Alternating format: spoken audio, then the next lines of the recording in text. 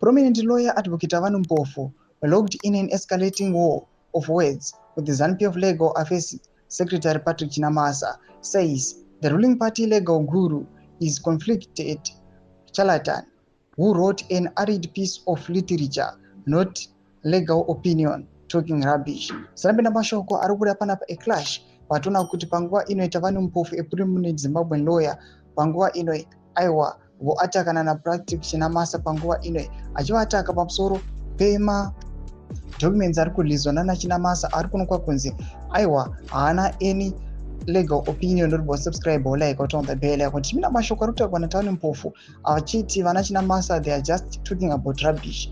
Anoendera mberi muchinzi Mpofu ignited the fierce debate a few days ago when he wrote that President Emmerson Mnangagwa's recent political changes were unconstitutional and invalid.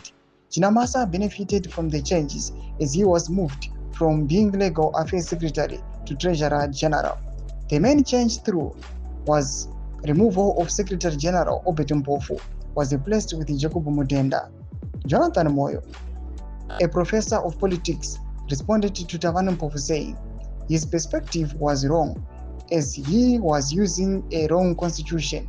Tavanhu Mpofu says ZANU-PF has 3 different constitutions, including the one not ratified by its Congress. Chinamasa argues that the party is using one constitution which he quoted in response to Mpofu.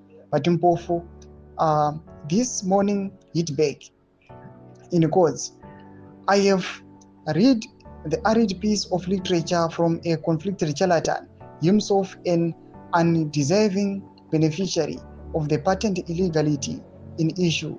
He does not even know which of the 3 constitutions he is addressing. He cannot assert that this version was ratified by Congress, and as to the interpretation to be given to the provisions, those are written in English and we all went to school.